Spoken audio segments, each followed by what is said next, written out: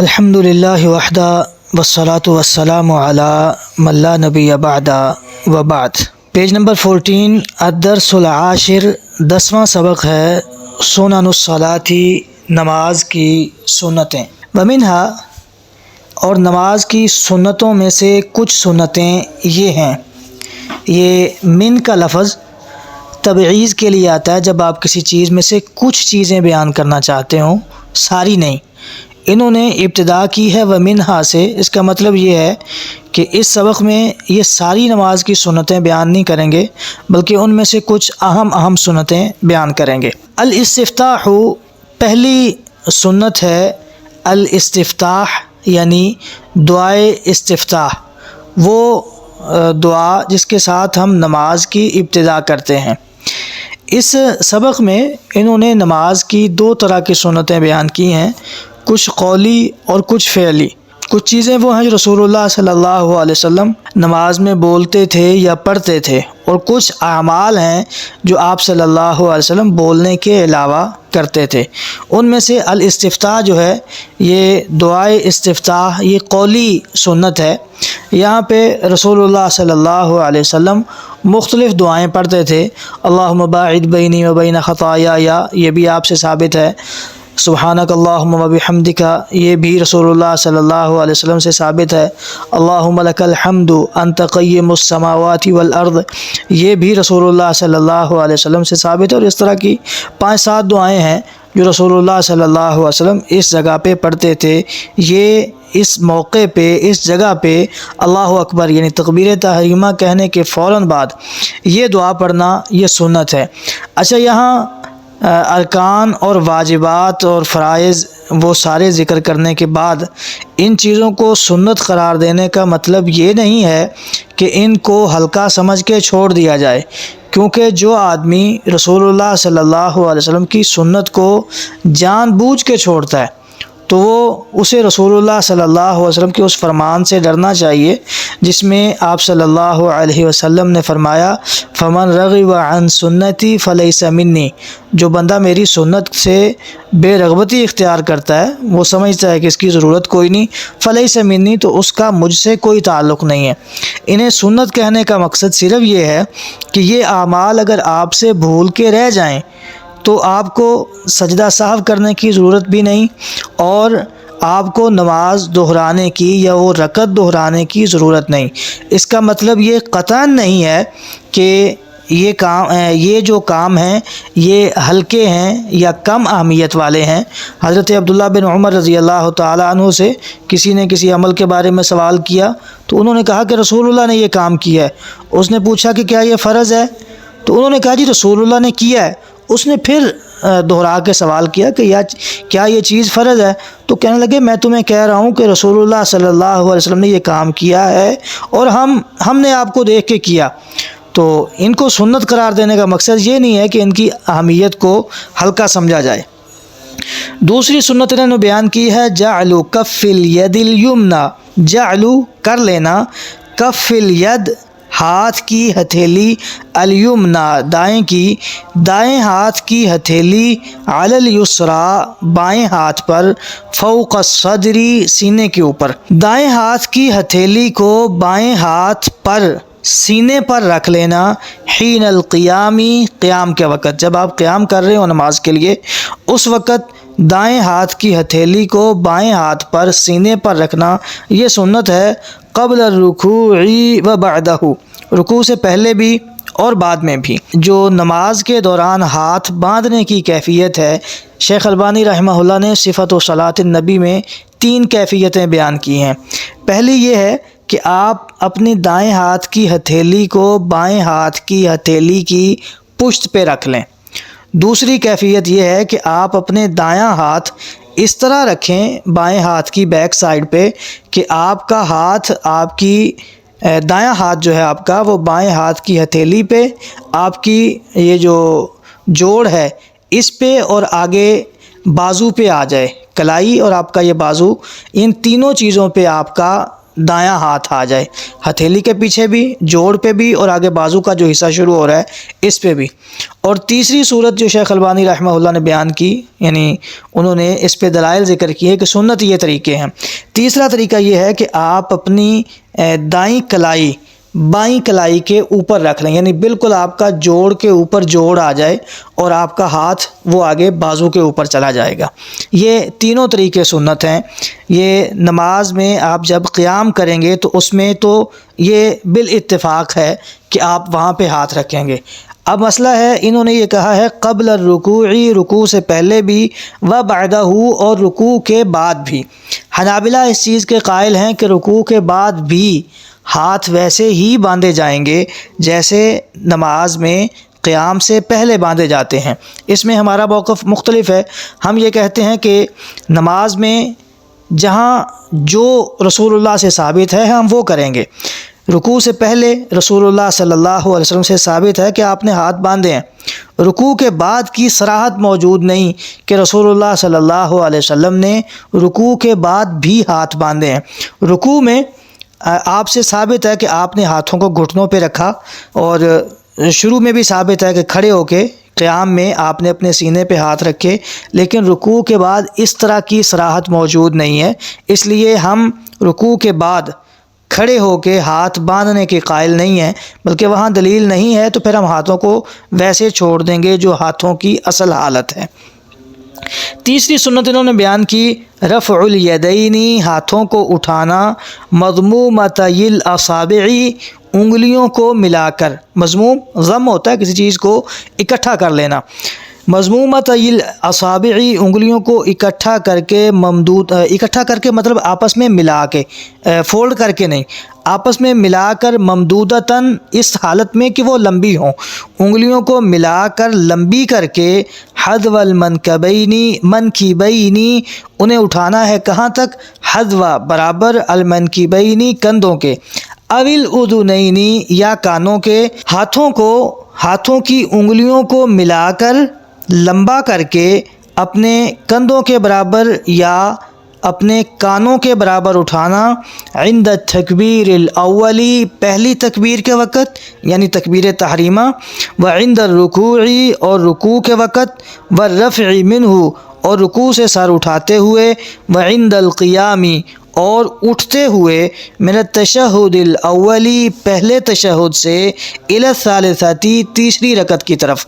جب آپ تیسری رکعت کے لیے اٹھ رہے ہیں تو اس وقت بھی آپ ہاتھوں کو بلند کریں گے اپنے کندھوں تک یا کانوں تک۔ یہ دونوں چیزیں رسول اللہ صلی اللہ علیہ وسلم سے ثابت ہے کہ آپ صلی اللہ علیہ وسلم نے، ایک حدیث میں ہے کہ آپ نے کندھوں کے برابر تک ہاتھ اٹھائے، اور ایک حدیث میں ہے کہ آپ صلی اللہ علیہ وسلم نے اپنے کانوں کے برابر تک ہاتھ اٹھائے۔ اور یہ ان چاروں مقامات پہ، تکبیر تحریمہ میں، رکوع سے پہلے، رکوع کے بعد، اور تیسری رکعت کے لیے اٹھتے ہوئے، ان چاروں مقامات پہ رفع الیدین کرنا یا اپنے ہاتھوں کو اٹھانا، اس کی حیثیت ایک ہی ہے۔ یہ چاروں مقامات پہ ہی سنت ہے، اس کی سنیت میں کسی جگہ پہ کوئی فرق نہیں۔ چوتھی سنت انہوں نے بیان کی ما زادہ، جو زائد ہو، عن واحدۃ، ایک سے، فی تسبیح الرکوع، رکوع کی تسبیحات میں، والسجود، اور سجود کی، رکوع اور سجدے کی تسبیحات میں ایک سے زائد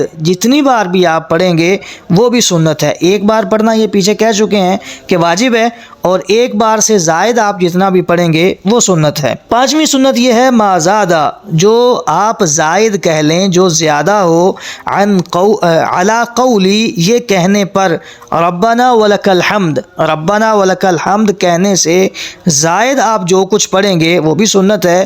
بعد القیام، کھڑے ہونے کے بعد، من الرکوع، رکوع کے بعد، رکوع سے کھڑے ہونے کے بعد ربنا ولک الحمد سے زائد دعائیں پڑھنا، یہ بھی سنت ہے۔ وما زادہ، اور جو آپ زیادہ پڑھ لیں، جو آپ اضافہ کر لیں، عن واحدۃ، ایک سے فی الدعاء بالمغفرتی مغفرت کی دعا کرنے میں بین السجدتین دونوں سجدوں کے درمیان آپ ایک دفعہ رب اغفر لی کہنے کے بعد جتنی دفعہ اور آپ کہہ لیں گے وہ سارا سنت ہے۔ اور ایک دفعہ کہنا جیسے پیچھے بیان ہو چکا کہ ان تمام ارکان میں جو دعائیں پڑھی جاتی ہیں کہ حنابلہ کے ہاں ان تمام ارکان میں پڑھی جانے والی جو دعائیں ہیں وہ واجب ہیں، کم از کم ایک دفعہ وہ ضرور پڑھی جائیں گی۔ چھٹی سنت ہے جعل الرأس سر کو کرنا حیالہ برابر الظہری کمر کے، پھر رکوع میں سر کو کمر کے برابر کرنا یہ بھی سنت ہے۔ ہمارے ہاں لوگوں نے یا تو سر بالکل اوپر اٹھایا ہوتا ہے اور وہ پیچھے کو ان کی کمر کی سلوپ سی بنی ہوتی ہے، یا بالکل سر کو اتنا نیچے جھکایا ہوتا ہے کہ انہوں نے بازو فولڈ کیے ہوتے ہیں۔ یہ دونوں طریقے غلط ہیں۔ نماز پڑھتے ہوئے آپ اپنے بازو گھٹنوں پہ رکھ کے بازو بالکل سیدھے رکھیں گے اور اپنی کمر اور سر برابر کریں گے۔ یہ کمر اور سر کو اس طرح برابر کرنا یہ رسول اللہ صلی اللہ علیہ وسلم کی سنت ہے۔ اگلی سنت ہے مجافات العضدین، مجافات دور رکھنا، العضدین اپنے بازوؤں کو، عن الجنبین اپنے پہلو سے۔ عضد کہتے ہیں بازو کا کوہنی سے اوپر والا حصہ، یہ عضد کہلاتا ہے۔ تو بازو کا جو کوہنی سے اوپر والا حصہ، اردو میں ہم اس کو بازو ہی کہتے ہیں اور آگے والے حصے کو بھی بازو ہی کہتے ہیں۔ یہاں دونوں الفاظ آئے ہیں لیکن اردو میں ہمارے پاس اور کوئی لفظ نہیں ترجمے کے لیے۔ مجافات العضدین بازو کا یہ جو اوپر والا حصہ ہے اس کو الگ رکھنا، عن الجنبین پہلوؤں سے، جو آپ کے بازو ہیں ان کو آپ پہلوؤں سے الگ رکھیں گے، پیٹ کے ساتھ نہیں ملائیں گے۔ والبطنی اور پیٹ کو الگ رکھنا، عن الفخذین رانوں سے۔ جب آپ سجدہ کر رہے ہیں تو آپ کے جو بازو ہیں وہ آپ کے پہلوؤں سے الگ ہونے چاہیے اور آپ کا پیٹ آپ کی رانوں سے الگ ہونا چاہیے۔ والفخذین اور اپنی رانوں کو الگ رکھنا، عن الساقین پنڈلیوں سے۔ یہ سارے کام کب کرنا سنت ہے؟ فی السجود سجدے میں اپنے بازوؤں کو پہلوؤں سے، پیٹ کو رانوں سے اور رانوں کو پنڈلیوں سے الگ رکھیں گے۔ نہ تو آپ کے بازو آپ کے پہلوؤں سے ملے ہوں، نہ ہی پیٹ آپ کا رانوں کے ساتھ لگ جائے اور نہ ہی آپ کی پنڈلیاں آپ کی رانوں کے ساتھ لگی ہوئی ہیں، مطلب ٹانگوں کو پیچھے سے فولڈ بھی نہیں کرنا۔ آٹھویں سنت ہے رفع الذراعین اپنے بازوؤں کا جو آگے والا حصہ ہے، اب اس میں ذراعن کا لفظ ہے اور ذراعن کا لفظ بولا جاتا ہے یہ کوہنی سے نیچے والے حصے کے لیے۔ رفع الذراعین بازوؤں کو اٹھا کے رکھنا، عن الارض زمین سے، حین السجود سجدے کے وقت اپنے بازوؤں کو زمین سے اٹھا کے رکھنا یہ بھی سنت ہے، اور اس کے سنت ہونے میں مرد اور عورت برابر ہیں۔ رسول اللہ صلی اللہ علیہ وسلم نے منع فرمایا کہ آدمی کتے کی طرح بیٹھے سجدے میں، جیسے کتا اپنے بازو بچھا لیتا ہے اس طرح نہیں بچھانے۔ آپ یہ بازو نیچے اگر پورا بازو بچھائیں گے سجدہ کرتے ہوئے تو یہ بالکل کتے والی کیفیت بنتی ہے، جس طرح کتا اپنے دو بازو نیچے بچھا کے بیٹھتا ہے۔ تو سجدہ کرتے وقت آپ اپنے بازوؤں کو اوپر رکھیں گے، صرف ہاتھ زمین پہ لگے ہوئے ہوں، بازو پورا زمین پہ نہ لگا ہوا ہو۔ نویں سنت ہے جلوس المصلی نمازی کا بیٹھنا، علی رجلہ اپنے پاؤں پر، الیسرا بائیں، اپنے بائیں پاؤں پر بیٹھنا۔ کیسے؟ مفروشتاً اسے بچھا کے، بائیں پاؤں کو بچھا کے اس کے اوپر نمازی کا بیٹھ جانا یہ سنت ہے۔ ونصب الیمنا اور دائیں پاؤں کو کھڑا کر لینا، فی التشہد الاولی پہلے تشہد میں، وبین السجدتین اور دونوں سجدوں کے درمیان۔ یہ ایک کیفیت بیٹھنے کی بیان کی جا رہی ہے۔ نماز میں بیٹھنے کی 3 کیفیتیں ہیں، ایک دفعہ وہ کیفیات سمجھ لیں، بعد میں ہم اس کو پڑھتے ہیں۔ ایک کیفیت یہ ہے جو انہوں نے یہاں بیان کی کہ آپ اپنے بائیں پاؤں کو بچھائیں پیچھے اور بائیں پاؤں کے اوپر بیٹھ جائیں، جو آپ کا دایاں پاؤں ہے اسے آپ سیدھا کھڑا کر لیں، یہ ایک کیفیت بن گئی۔ یہ کیفیت کہاں ہوگی؟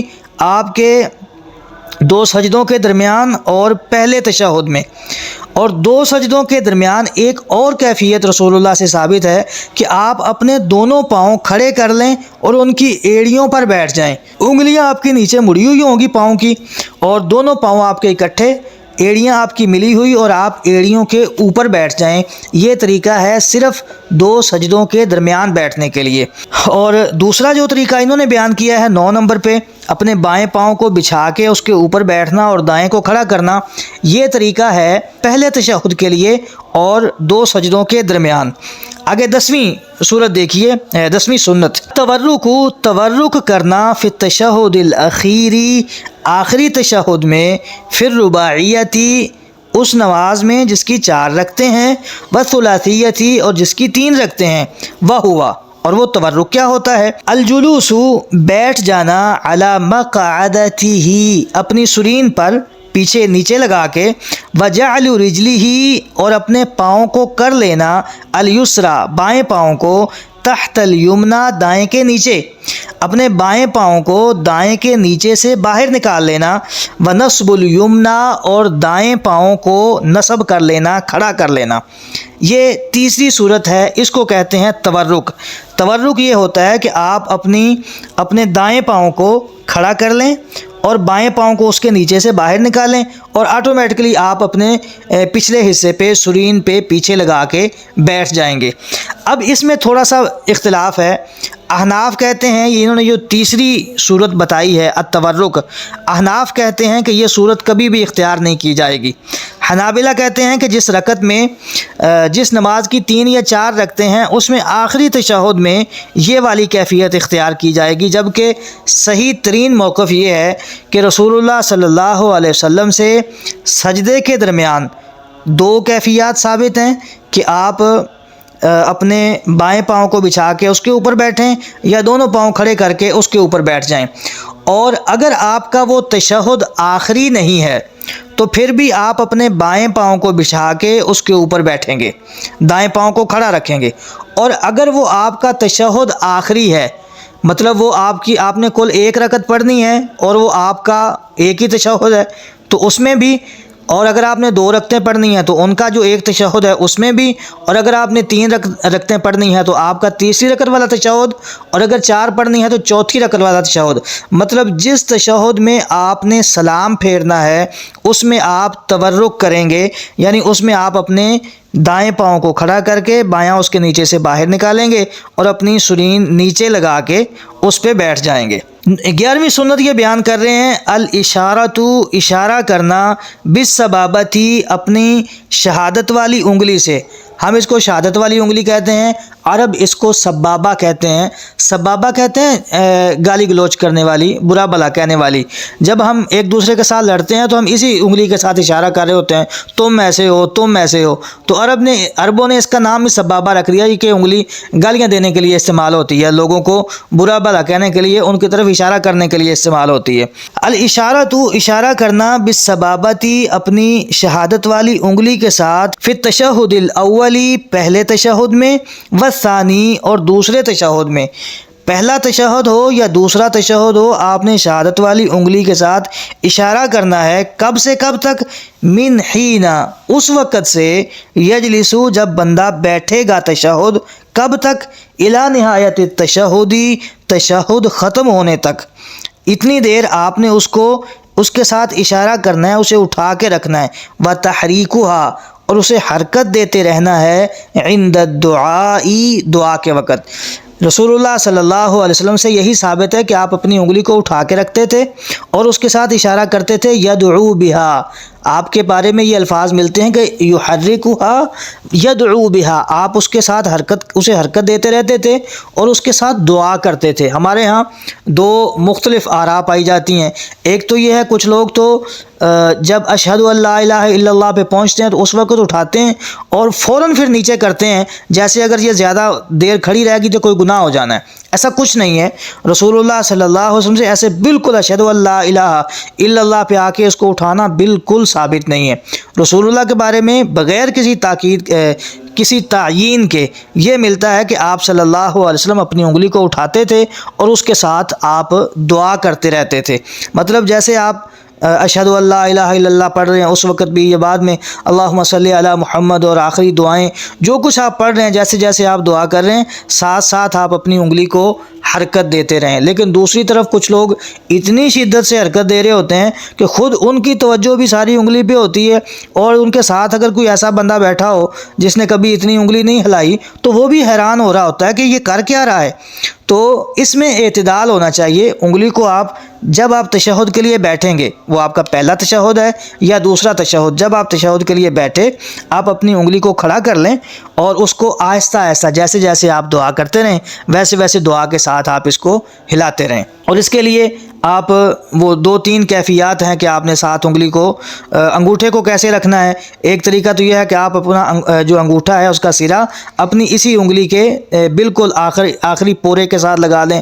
ایک کیفیت یہ ہے کہ آپ جو اس کے ساتھ والی انگلی ہے اس کو آپ انگوٹھے پہ لگا لیں۔ یہ 2-3 کیفیات ہیں، یہ اس طرح بیان کرنے کی بجائے اگر پکچر میں یا ویڈیو میں دکھائی جائیں تو وہ زیادہ سمجھ آ سکتی ہیں۔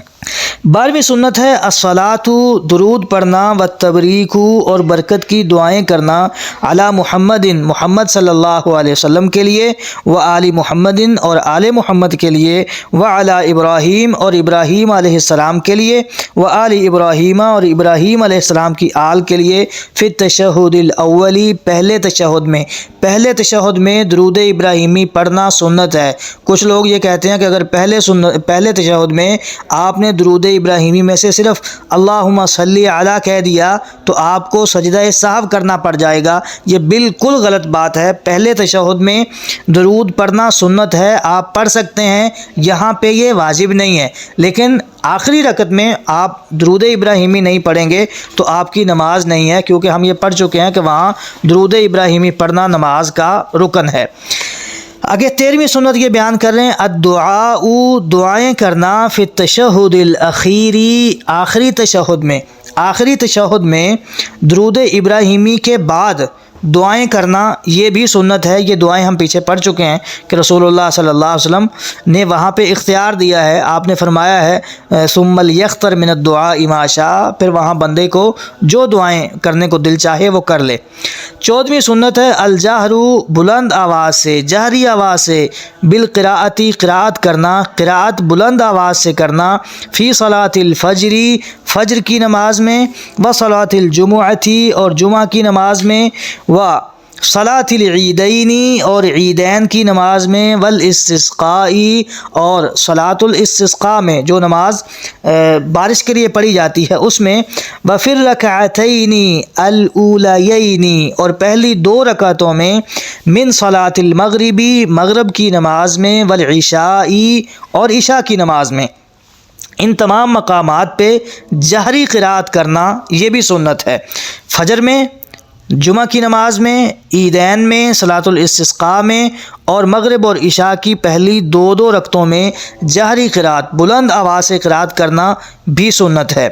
اگر کوئی بلند آواز سے قراءت کرنا بھول گیا، کوئی جماعت کروا رہا ہے اور وہ بھول گیا، اس نے آدھی فاتحہ پڑھ لی، پیچھے سے کسی نے یاد کروایا کہ آپ نے بلند آواز سے پڑھنی تھی، تو وہ جہاں پہنچ چکا ہے وہاں سے وہ بلند آواز میں شروع کر لے، پیچھے سے فاتحہ دہرانے کی ضرورت نہیں ہے۔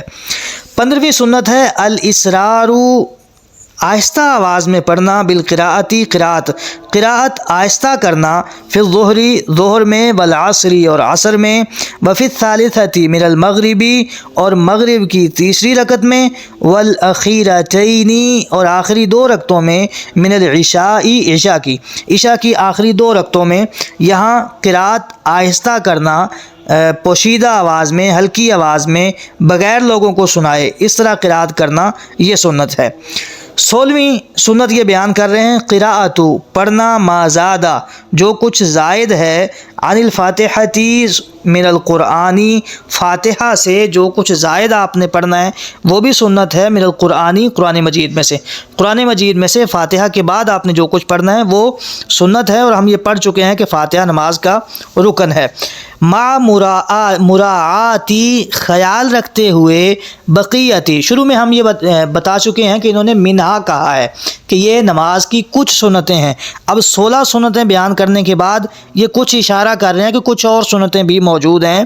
مع مراعاتی، خیال رکھنے کے ساتھ ساتھ، بقیتی، ان باقی چیزوں کا ما وردہ جو کچھ وارد ہوا ہے میرے سننی سنتوں میں سے فی الصلاۃ نماز میں سوا اس کے علاوہ ما ذکرنا جو ہم نے ذکر کر دیا، جو کچھ ہم نے ذکر کیا ہے اس کے علاوہ باقی تمام سنتوں کا بھی خیال رکھتے ہوئے نماز پڑھنا چاہیے انسان کو۔ ومن ذالک، اور وہ سنتیں کیا ہیں جو ان 16 سنتوں کے علاوہ وارد ہوئی ہیں، وہ ہے ما زادہ جو زائد ہو علی قول المصلی نمازی کے اس قول سے ربنا ولک الحمد، ربنا ولک الحمد کہنے کے بعد جو کچھ نمازی نے کہنا ہے وہ بھی سنت ہے، یہ پہلے بھی ذکر کر چکے ہیں۔ بعد الرفع سر اٹھانے کے بعد، من الرکوع رکوع سے، فی حق الامامی امام کے حق میں بھی، والمأمومی اور مقتدی کے حق میں بھی، والمنفردی اور اکیلا آدمی بھی۔ اکیلا آدمی اگر نماز پڑھ رہا ہے یا وہ بطور امام پڑھا رہا ہے یا کسی کے پیچھے پڑھ رہا ہے، ان تینوں کے لیے یہ سنت ہے کہ ربنا ولک الحمد کے بعد وہ کچھ اور پڑھے۔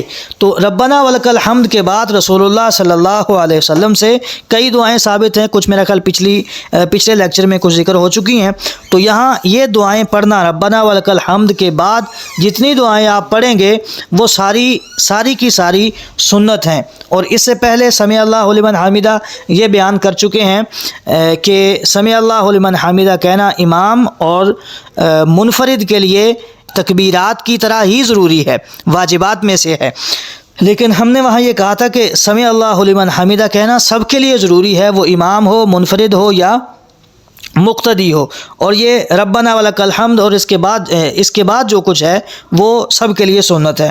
فإنہ سنت، یہ ربنا ولک الحمد کے بعد والا سب کچھ سنت ہے۔ ومن ذالک، اور انہی سنتوں میں سے ایضاً یہ بھی ہے وضع الیدین ہاتھ رکھنا، علی الرکبتین گھٹنوں پر، مفرجۃ الاصابع انگلیوں کو کھول کر اپنے ہاتھوں کو اپنے گھٹنوں پہ رکھنا، حین الرکوع رکوع کے وقت، یہ بھی سنت ہے۔ انہی سنتوں میں سے ایک اور سنت اپنے ہاتھوں کو اپنی رانوں پہ اور اپنے گھٹنوں پہ رکھنا، دو سجدوں کے درمیان اور تشہد میں اپنے ہاتھ، اپنے گھٹنے اور ران اس حصے پہ رکھنا، پھر اپنی آنکھوں کو، اپنی نظروں کو اپنے سجدے کی جگہ سے آگے نہ لے جانا، یہ بھی سنت ہے۔